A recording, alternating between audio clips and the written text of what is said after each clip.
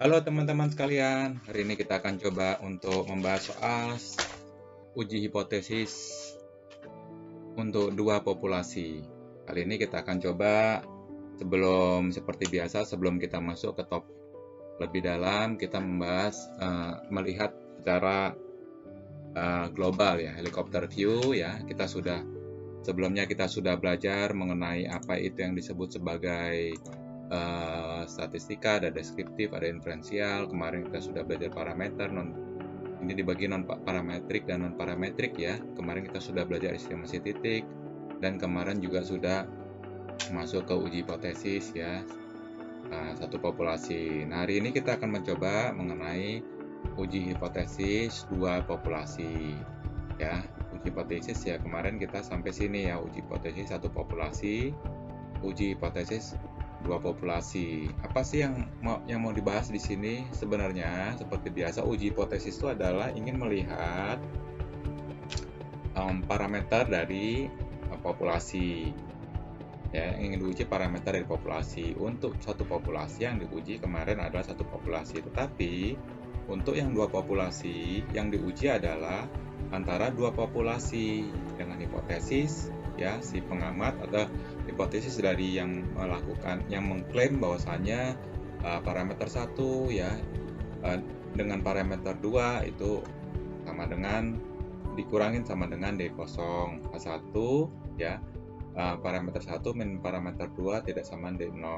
Ini kalau di 0 kan berarti hipotesis 0 misalnya theta 1 sama dengan theta 2. Kita akan buktikan ya kan bahwasanya tidak benar theta 1 sama dengan theta 2. Kita buat theta 1 tidak sama dengan theta 2. Ini kan bisa juga ditulis ya, bisa juga dalam prakteknya ini kita bisa tulis menjadi ya, kalau yang di atas ini kan kalau misalnya ininya kok 0 kan, D0-nya 0 kan, ini bisa juga ditulis dengan theta 1 ya, kita yang membuktikan theta 2. Maka di sini satunya akan kita lawan dengan tidak benar, yaitu yang benar adalah theta 1 tidak sama dengan theta 2. Apakah itu yang diuji ya?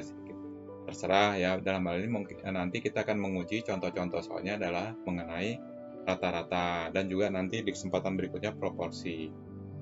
Demikian juga ini ya, theta 1 ada perbedaan antara populasi 1 ya, parameter populasi 1 dengan parameter populasi 2 ada beda senilai lebih kecil daripada nilai tertentu. Misalnya di sebuah Polres A terdapat perbedaan dengan Polres B. Seorang Kapolres mengklaim bahwasanya tingkat kecerdasan dari anggota Polres A atau kecepatan untuk melakukan BAP itu paling sedikit ya, perbedaan antara Polres A dan Polres B ya lebih kecil daripada misalnya bernilai 2 atau 5. Ini akan kita uji. Sebaliknya juga seperti itu.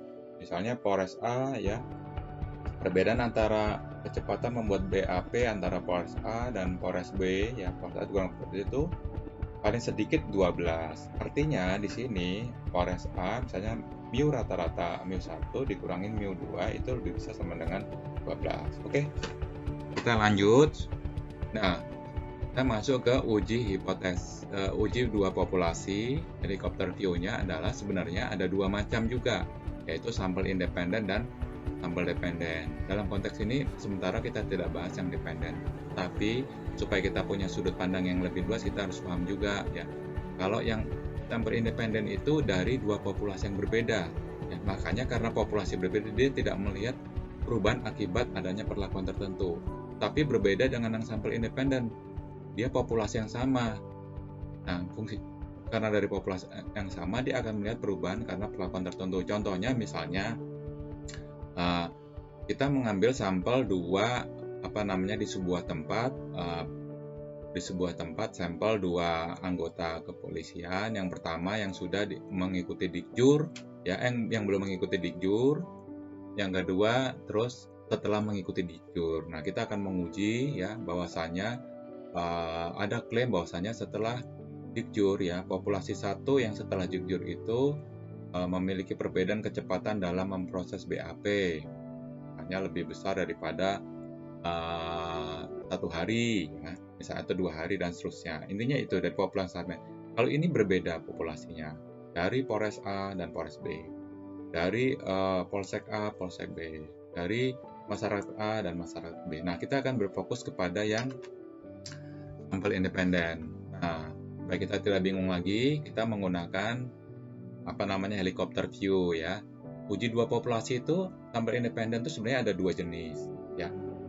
Tahu diketahui atau standar deviasi diketahui. Secara logika kemarin kita sudah bahas kalau tahu diketahui, sedangkan tahu ini kan sebenarnya adalah merupakan parameter dari populasi, otomatis besar ya. Jadi saya tulis ini besar. Berarti ini menggunakan pendekatan distribusi normal ya. Z 0,1 mu 0 dan standar deviasi 1. Nah, rumusnya adalah ya langsung Z untuk Z-nya X1 min X0 min D0 dibagi tau 1 tau ragam 1 ragam populasi 1 atau tau 1 kuadrat bagi N1 sampel 1 ditambah tau 2 kuadrat atau ragam atau variansi dari sampel populasi 2 dibagi N2 atau data dari sampel 2. Nah, terus bagaimana kalau ujinya ini sama dengan, otomatis kalau sama dengan secara logika ini 0 ya, D0-nya 0 ya. Ya, ini D0-nya 0. Mungkin Anda masih bingung karena kita belum bersentuhan dengan soal, tapi paling tidak kita ngerti prinsipnya. Maksudnya kalau misalnya kita ingin menguji klaim bahwasanya mu1 ya, mu1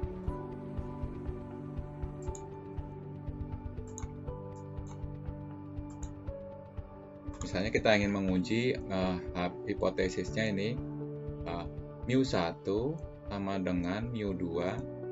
Ini kan kalau dari rumus di atas kan sebenarnya asal usulnya kan seperti ini ya, dimana mu1 min mu2 sama dengan D0 ya. Kalau D0-nya tidak ada perbedaan kan, kalau kita pindah kan sama dengan seperti ini. Nah, untuk seperti ini maka rumusnya D0 ini akan menjadi 0 ya. D0 ini menjadi 0. Hilang D0-nya ya.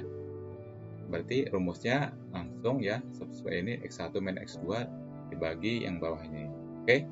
Nah, selanjutnya untuk bagian selanjutnya berkaitan dengan kalau tahu tidak diketahui. Nah, kita harus uji dulu ya. Kita harus tahu tidak diketahui. Berarti sebuah populasi antara populasi 1 dan populasi 2 tahu atau standar deviasi tidak diketahui. Kita harus tahu nih. Ini kalau kira-kira ini apakah tau 1 dan tau 2 sama, artinya standar deviasi populasi 1 sama 2 sama atau enggak, atau bahkan tau 1 tidak sama dengan tau 2. Nah, cara tahunya kita harus menggunakan uji kesamaan variansi. Nah, untuk variansi ini kita menggunakan F-table ya. F-table itu untuk melihat variansi. Ya, jadi F-table itu ya, itu nanti bisa dilihat di buku-buku Fisher ya. Tahun berapa saya agak lupa, tapi kita tidak bahas itu dulu ya. Nah, terus gimana rumusnya? Hipotesisnya di sini H0 ya. Kita akan uji nih variansi. Variansi apa? Variansi antara dua sampel ya, karena kan itu berbeda ya. Ini ada populasi 1 ya, populasi 2. Ini kita nggak tahu nih variansinya ini, variansi datanya ini seperti apa ya. Ya, yang satu mungkin lebar-lebar, satu kecil-kecil dan sebagainya. Ini kita nggak tahu nih. Ini kita harus lihat nih. Kita sebenarnya ininya sama ya, antara ini atau berbeda ya, atau berbeda. Nah, ini kita lihat ya. Ini sama atau berbeda. Ya, kalau berbeda ya tentu kita menggunakan formulasi yang beda. Nah, kita uji. Caranya bagaimana? Caranya adalah dengan cara kita melakukan F-hitung dulu terhadap data. F-hitung apa? F-hitung itu dengan menghitung variansi dari sampel 1 dibagi dengan variansi sampel 2. Variansi sampel 1 itu yang lebih besar ya, maksimal. Jadi pembilangnya lebih besar daripada penyebutnya. diadu dengan siapa? Dengan F-table. F-table caranya bagaimana? Dengan melihat nanti alfanya yang digunakan, ya kan? Ini terus V1 dan V2-nya ini adalah standar derajat bebas ya. Seperti itu kira-kira ya. Tabel nanti kita akan membahas khusus ya. Ya. Nanti saya agak lupa seperti ini nanti ya. Nah, ini kita lihat di sini nih ada apakah seperti biasa sama prinsipnya. Ini adalah yang di dalam adalah merupakan luasan ya. Nah, bisa alfa ya, ini dari alfa ya. Artinya ini adalah tingkat keyakinan signifikansi ya. Kalau yang di sini nanti kita bandingkan apakah pada saat itu uji apakah berada di luar atau di dalam. Kalau di dalam sini ya, di sini berarti apa namanya diterima. Oke ya, kita lanjut dulu ya. Selanjutnya bagaimana? Selanjutnya kita akan melihat hasilnya. Kalau sama, formulasinya ini dengan tetap T ya, karena ini kan kecil ya. Tahu tidak diketahui kan berarti kan sampel datanya kecil ya. Kemarin kita prinsipnya sudah bahas. Lanjut, berarti kalau sama dengan rumusnya T ya, T hitung ya, X1 min X2 minus D0 dibagi SP itu adalah standar deviasi gabungan ya antara sampel 1 dan sampel 2 dikali angka 1/n min 1 1/n1 tambah 1/n2 diakarkan. Nah, untuk SP kuadrat ya, untuk SP kuadratnya rumusnya S1 kuadrat dibagi S1 kuadrat N1 min 1 tambah S2 kuadrat N2 min 1 dibagi N1 tambah N2 min 2. Ini adalah derajat bebas ya. Kalau tidak sama ya menggunakan rumus yang ini. Saya pikir ini tidak perlu saya bahas ya, nanti bisa dilihat ya. Kan kalau kita ujian kalau statistik kan prinsipnya adalah Anda paham ya. Yang lainnya nanti bisa dilihat. Oke, mungkin seperti itu dulu ya. Ini sudah di slide ada ini. Ya.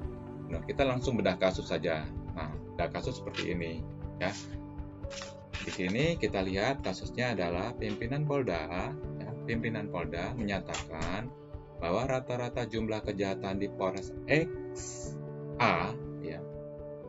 XA sama dengan, ini ada kata kunci sama dengan Polres B. Nah, hati-hati sini ya.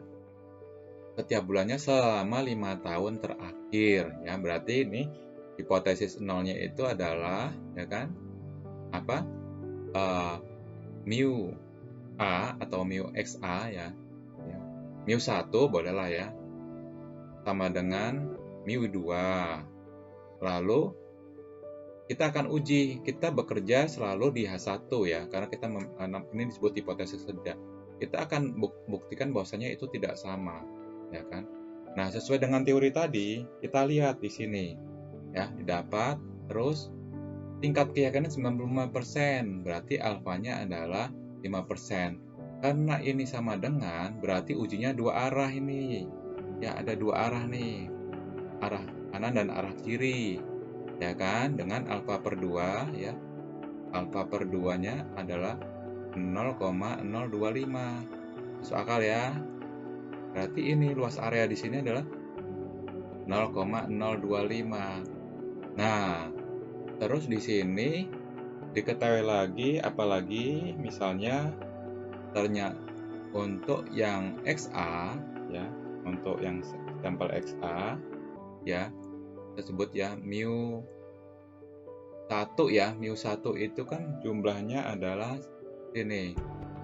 Untuk melakukan diambil sampel secara random 20 bulan di Polres XA dengan rata-rata jumlah kejahatannya sama dengan 180 nih, hati-hati 80. Lalu dengan rata-rata jumlah kejahatan per bulan standar deviasinya adalah 3 ya.